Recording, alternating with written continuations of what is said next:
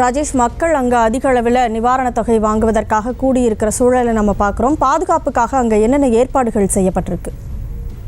நிச்சயமாக உள்ளே இருப்பது 1000 பேர் என்று சொன்னால் வெளியில் இதை விட 2 மடங்கு கூட்டம் இருக்கின்றது. ஏனென்றால் நடிகர் விஜயை பார்க்க வேண்டும் என்பதற்காக சுற்று வட்டார பகுதிகள் மட்டுமில்லாமல் சுற்று வட்டார மாவட்டங்களில் இருந்தெல்லாம் கூட ஏராளமான இளைஞர்கள் வந்து குவிந்திருக்கிறார்கள். எப்படியாவது விஜயை ஒரு முறை பார்த்து விட வேண்டும், அவரோடு கைகுலுக்கி விட வேண்டும், அவருடன் முடிந்தால் ஒரு புகைப்படம் எடுக்க வேண்டும் என்று இளைஞர்கள் வெளியிலே ஏங்கி தவித்து நின்று கொண்டிருக்கிறார்கள். ஆனால் டோக்கன் இருப்பவர்களுக்கு மட்டும்தான் உள்ளே செல்ல அனுமதி, மற்றவர்களுக்கு உள்ளே வர அனுமதி கிடையாது என காவல்துறை சார்பிலும் பவுன்சர்களும் தெரிவித்து விட்டார்கள்.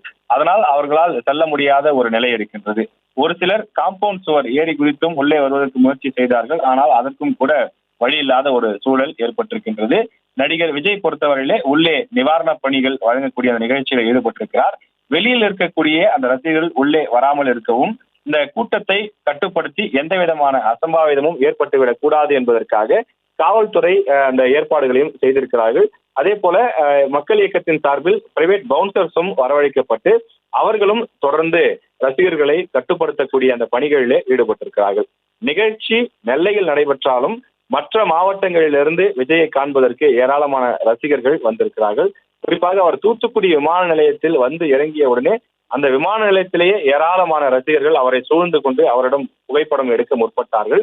ஆனால் உடன் இருந்த பவுன்சர்கள் அவரை சுற்றி வளைத்து அப்படியே ரசிகர்களிடம் இருந்து அவரை காரிலே பத்திரமாக கொண்டு வந்து அவரை ஏற்றி விட்டார்கள். அங்கிருந்து புறப்பட்டு பாளையங்கோட்டை அவர் வந்திருக்கின்றார். பாளையங்கோட்டையிலே நடைபெறக்கூடிய இந்த நிவாரணப் பொருட்கள் வழங்கக்கூடிய நிகழ்ச்சியில் அவர் தற்போது கலந்து கொண்டிருக்கின்றார். கனமழையால் பாதிக்கப்பட்டு வீடு உடைமைகளை இழந்த மக்களை சந்தித்து ஆறுதல் தெரிவித்தும் மழைக்காலத்தில் தாங்கள் அனுபவித்த அந்த இன்னல்கள் சிரமங்களை எல்லாம் நடிகர் விஜயிடம் ஒரு சிலர் தெரிவிக்கிறார்கள். அவற்றை அவர் கவனமாக கேட்டுக்கொள்கிறார். தற்போது உங்களுடைய நிலை பரவாயில்லையா என்றும் அவர் அன்போடு கனிவோடு கேட்கக்கூடிய அந்த காட்சிகளையும் பார்க்க முடிகின்றது. அவர்களுக்கு நிவாரண உதவியும் அதே போல கையில் ரொக்கத்தொகையும் அவர் வழங்கி வருகின்றார். அதனைத் தொடர்ந்து மதிய உணவுக்கும் ஏற்பாடு செய்யப்பட்டிருக்கின்றது.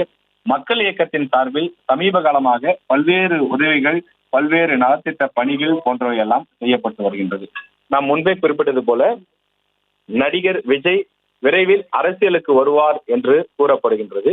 எனவே அவர் அரசியலுக்கு வருவார் என்று சொல்லப்படக்கூடிய நிலையிலே இது போன்று பல்வேறு நலத்திட்ட உதவிகளையும் சமீபத்திய மாதங்களாக அவர் செய்து வருகின்றார். கடந்த ஓராண்டுக்கும் மேலாக இது போன்ற பணிகளை மிக தீவிரமாக நடிகர் விஜயனுடைய மக்கள் இயக்கத்தின் சார்பில் செய்யப்பட்டு வருகின்றது. தென் மாவட்டங்களில் கனமழையால் பாதிக்கப்பட்ட பொதுமக்களை சந்தித்து அவர்களுக்கு ஆறுதல் தெரிவித்து நிவாரண உதவி வழங்கி வருகிறார். செய்திகளை உடனுக்குடனும் துல்லியமாகவும் தெரிந்து கொள்ள சப்ஸ்கிரைப் பண்ணுங்க.